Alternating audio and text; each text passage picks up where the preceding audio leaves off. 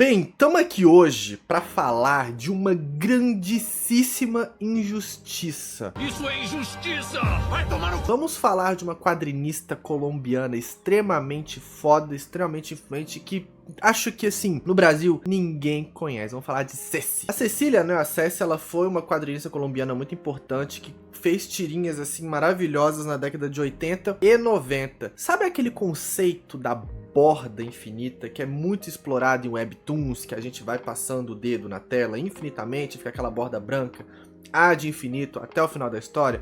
Então, Ceci já fazia uma parada parecida com a borda infinita, mas sem o advento do quadrinho digital, sem o advento da tecnologia, nos jornais e nas revistas que ela participava. Ela fazia tiras extremamente longas, extremamente grandes, assim, contando sua história num formato vertical. E aí, misturando colagens e desenhos e coisa do tipo, ela cria um estilo muito próprio, muito único dela, né? Tanto que é extremamente marcante quando você vê as tiras dela, principalmente na série Minhas Miscoças, que aí ela põe, de fato, toda essa experimentação, toda essa verve criativa que ela tinha dentro do seu trabalho, dentro da sua obra. É um negócio, assim, fabuloso, magnífico, que eu vou ter um prazer enorme de apresentar esse trabalho dela pra vocês, né? Então esse vídeo, basicamente, é uma homenagem pra ela e uma forma de apresentar, principalmente para o público brasileiro, quão relevante, o quão interessante essa quadrinista foi e ainda é, né? Apesar de nem na própria Colômbia, né, ela é tão falada, mas assim, fez história. Ela tá marcada nos anais da história do quadrinho colombiano, e que eu tive um prazer de conhecer o trabalho dela quando eu fiz a pesquisa do gibizinho do Eliminado da Colômbia.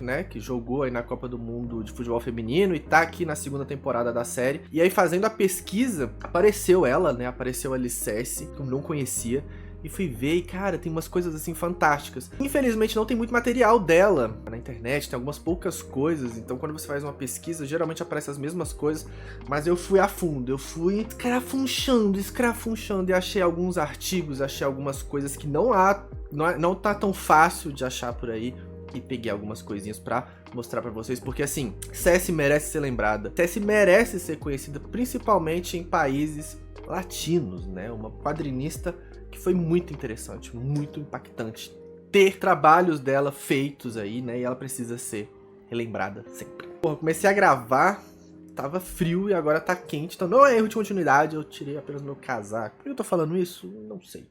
Mas enfim, vamos começar no arquivo confidencial de Ceci. Você está no arquivo confidencial. Cecília nasceu em 58 e desde muito chiquita, desde muito pequenininha, ela foi influenciada por seus pais, né, a soltar a sua verve artística, seja com música, seja com desenho, seja qualquer coisa. Então assim, a criança ela foi estimulada a fazer arte, né, que é um erro que é muito comum de acontecer. São os pais que não estimulam as crianças a desenhar, a fazer música, a dançar, a qualquer coisa. E aí vira um adulto chato, um adulto frustrado, um adulto que tinha um potencial gigantesco para ser algo legal e tá aí trabalhando como funcionário público, por exemplo. Não desmerecendo a classe do funcionalismo público, nem nada do tipo, até porque a gente sabe, né, a situação brasileira e tudo mais, o funcionalismo público é foda.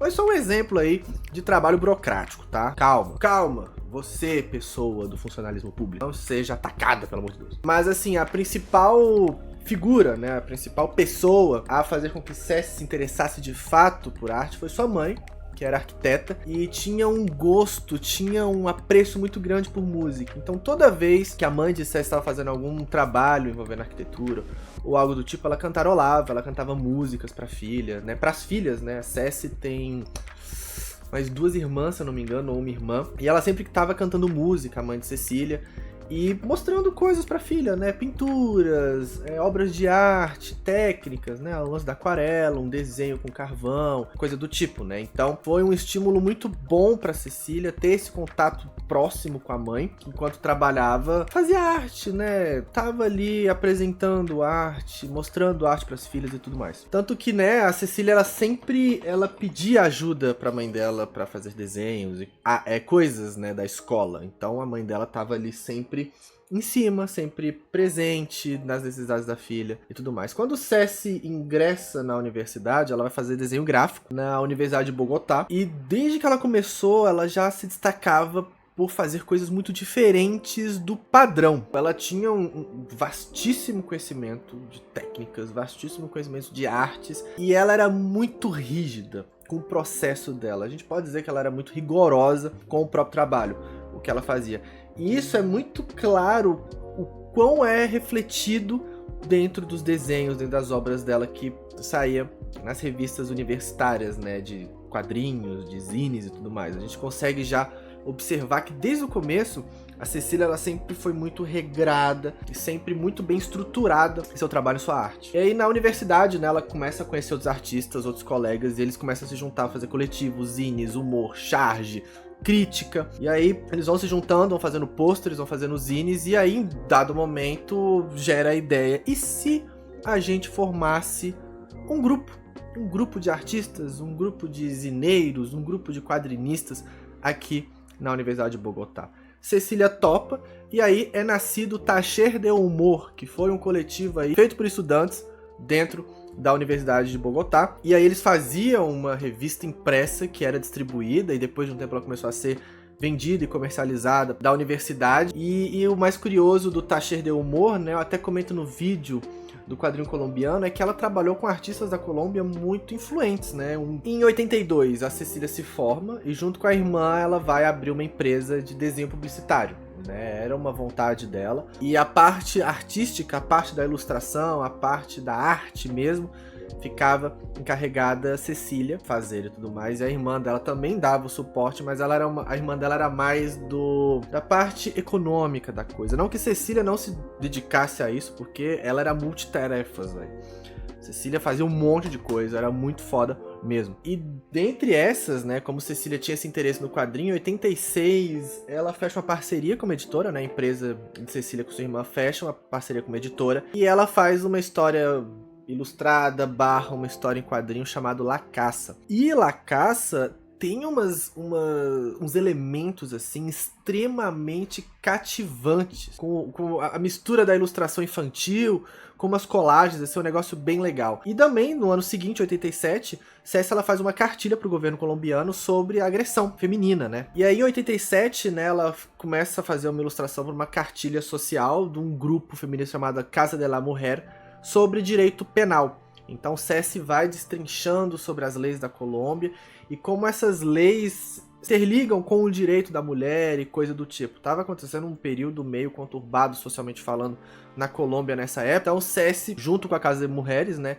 entra na briga, entra na coisa e faz cartilhas ilustradas e quadrinizadas sobre direito penal. E aí Kino aparece na vida de Ceci, né? Ela se inspira muito no estilo dele e começa a fazer mais obras voltadas pro formato quadrinístico, pro formato de tiras em quadrinhos. E aí ela começa a fazer seu trabalho, começa a fazer suas artes, e ela olha só que doido, chama a atenção de um evento na Itália e ela ganha um prêmio chamado La Scacchiera, isso em 88. E aí por conta disso ela viaja até a Itália com um grupo de quadrinistas colombianos, inclusive alguns dos colegas dela de universidade, olha só que foda, pra receber esse prêmio. E aí, uma vez que ela tá na Itália, ela conhece seus maiores ídolos, né? Então, um deles, inclusive, Milo Manara. Pra você ter uma ideia de como Ceci tinha aí seus conhecimentos de quadrinho e como ela era diversa. Ela lia Kino e gostava de Milo Manara, que são artistas, assim, completamente diferentes entre si,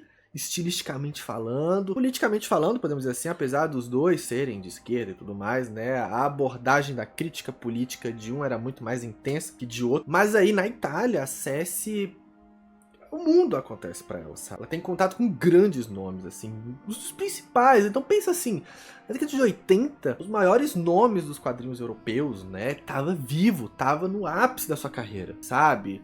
Então assim, pensa no quadrinista italiano, pensa no artista espanhol, pensa no artista argentino, que escapou da Argentina por conta da ditadura e tudo mais, tava lá na Europa, tava lá na Itália produzindo e tudo mais. E isso é muito foda. Imagina você, artista, que tá em seus ídolos, vai pro país e pode ter a chance, a oportunidade de conhecê-los. Foi Um negócio assim maravilhoso pra vida de Ceci. Ela ficou assim extremamente embasbacada e, porra, uma artista mulher colombiana recebendo um prêmio na Itália e conhecendo um dos seus maiores ídolos. Foda. Mas aí você pode estar me perguntando, Matheus, tu falou da tira vertical e pipipipopopó, cadê essa porra? Cadê esse bendito título que você falou? Cadê o Miss Coças? Calma. Que lugar foi outro? Calma. Chegamos agora. Estamos em 1986. Lembra que ela começou a fazer quadrinhos com mais frequência nessa época? Então, era o Miss Coças.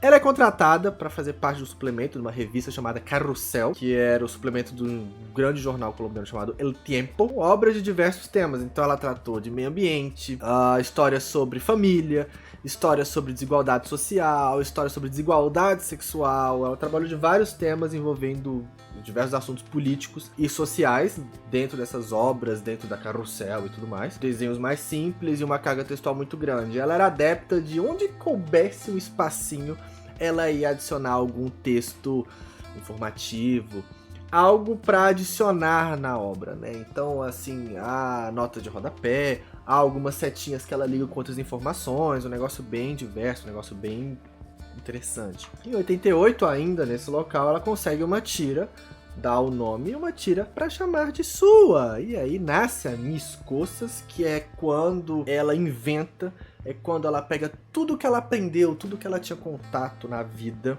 e joga dentro dessa tira. Assim, como era uma coisa dela, sozinha, ela falou assim, mano, eu vou experimentar, vou colocar todos os estilos, vou fazer formas não tradicionais, e pipipipopopó, e aí ela usa, dentro da sua estrutura, o lance da tira vertical, né? A borda infinita. Bem, Miss Coças era uma série que tinha alguns tons autobiográficos ou umas ficcionalidades interessantes e tudo mais, mas basicamente era uma tira sobre a vida das mulheres, um cotidiano feminino, uma abordagem um tanto quanto feminista dentro desses assuntos sociais, desses assuntos de vivência e cotidiano da mulher. Então, assim, a presença feminina na sociedade, suas angústias, seus sonhos, suas vontades, tudo mais, tudo isso era abordado dentro das histórias da Ceci, né, dentro das Miss Coças, e era um tropo bastante recorrente, né? Como eu já falei no vídeo, esses assuntos políticos, esses resgates acerca do papel da mulher e tudo mais na sociedade colombiana, já era algo comum, já era algo frequente dentro da obra de Ceci, né? Mas com Miss Coças, ela conseguiu expandir isso de um nível maior e coisa do tipo, e também trazendo essas experimentações quadrinizadas, que é algo meio que algo que ela já queria fazer e já fazia de certa forma na universidade, né, com o Taller del Humor, que ela tinha lá com um grupo de amigos e tudo mais. Ela só conseguiu aumentar isso e dar uma vazão maior pra coisa. Então aqui também ela começa a trabalhar muito o uso da turquesa, da cor turquesa e do roxo, né, o uso de marca-textos, né, essas cores mais neon, essas cores mais chamativas. Era comum, era algo que ela vinha trabalhando muito nos Miss Coças. Em 92, ela começa a trabalhar para a revista Acme, que eu comento no vídeo da história do quadrinho colombiano. E aqui é um momento muito delicado na vida de Ceci. Ela é diagnosticada com uma doença que vai debilitando ela com o passar do tempo, né? Inclusive ela morre em decorrência dessa doença. Mas aí, em 92, dentro da Acme, ela lança uma série chamada No TV, Por la Luz, que é de fato uma história autobiográfica, mais introspectiva, que ela fala dessa condição dela tá perdendo a visão em decorrência dessa doença, né? Ela faz uma brincadeira com palavras como no TV, TV de televisão, não te vejo por la luz, né? Então ela põe no TV, eu por la luz, e aí ela revela que ela foi diagnosticada com esclerose múltipla. Então, a partir daqui dos anos 90, Ceci entra num turbilhão muito complicado acerca de sua saúde, acerca da limitação do seu trabalho. Isso fica muito marcado no trabalho dela e, de certa forma, ela falece muito nova, né, com muita coisa pela frente, sempre debilitada. É um negócio bem punk que acontece nesse fim da vida dela, né? Ela vai falecer em 2002, em decorrência aí da doença, mas isso não impediu ela de trabalhar, não impediu ela de continuar fazendo suas obras, nem nada do tipo. Tanto que em 93 ela continuou fazendo história em quadrinhos, e aí em 95, que é sua última história em quadrinho, sua última obra e tudo mais, ela faz uma cartilha pra Unicef sobre os direitos das crianças e tudo mais, né? E aí em 97 ela é homenageada num evento na Colômbia, acontece a Feira do Livro de Bogotá, e familiares e amigos, né, que trabalham no meio, quadrinistas e tudo mais, fazem uma homenagem para ela nessa Feira do Livro, e tem foto deles assim, aí você consegue ver a Ceci na cadeira de rodas, já debilitada, né? A gente consegue até ver que nessa foto tem alguns integrantes, o Tacher del Humor, né, os colegas dela desde faculdade, então assim, dá pra ver o quão cabulosa, dá pra ver o quão importante ela era. E é muito triste saber que a obra dela não é republicada. Não sei porquê, ou é um volume muito pequeno, mas ela contribui para jornal. Deve ter muita coisa dos Miscoças aí, da família, nos arquivos de jornal. Por que não republicam? Faço esse vídeo, meio apelo, vai que alguma editora vê isso aqui e fala assim, pô, é interessante, vamos lançar uma coletânea da Ceci aqui no Brasil? Ou até também de eu saber, né, talvez eles nem consigam lançar porque não tem muito material de fato, eu não sei, né, eu não sei o quão grande, quão vasto é a obra de Ceci, porque é muito difícil achar coisas dela. Muito difícil mesmo. Isso é muito bizarro, sabe? Mas tem. Certeza que tem muita coisa, sabe? Basta compilar. E assim, é muito foda saber que uma quadrinista desse jeito existe. Ela é pouquíssimo conhecida no mundo e até na Colômbia, sabe? O próprio material colombiano, os sites e tudo mais, não tem muita coisa. As únicas coisas que tem são vídeos de homenagem. Há uma live muito interessante que uma das parentes, acho que uma das irmãs da Ceci participa falando sobre ela. É uma conversa muito louca de mais de 1 hora. Que é bem interessante de ver, sabe? E vem aquela coisa, por quê, sabe? Qual motivo? Estranho, sabe? Foda. Então assim, a gente vai chegando ao fim desse vídeo, eu espero que tenha sido uma homenagem boa, eu espero que eu tenha conseguido, né, falar sobre ela, apresentar sobre ela, fazer com que vocês conheçam quem foi Cecília Cáceres Amaja, sabe? Quem foi Ceci, o que ela fez, o quão importante ela foi para os direitos das mulheres na Colômbia, para as cartilhas, para tudo mais, né? O quão influente era o trabalho dela. E eu deixo esse vídeo aqui também para que pessoas que caiam aqui de paraquedas no canal, pessoas que tenham conhecimento de Ceci, cheguem aqui também. Mais um material sobre essa importantíssima quadrinista colombiana, que a gente pode chamar aí mãe da Borda Infinita, porque as tiras dela tem essa sequência. Tá, que não é infinita porque tem um final, etc. A impressão é limitada, blá blá blá. Vocês entenderam. Mas é o conceito, a estética da Borda Infinita, da tirinha assim, ó, retinha, pequenininha, vertical, que vai de uma ponta a outra. Ceci. Então é isso, espero que tenham gostado. Vão atrás dos trabalhos de Ceci, vejam o vídeo dessa conversa que teve. E fica aí registrado na memória sobre a vida e obra dessa quadrinista colombiana importantíssima, Ceci ou Cecília Cáceres Amaja. Um beijo pra vocês e até o próximo vídeo do minicurso ou o que quer que seja. Até mais!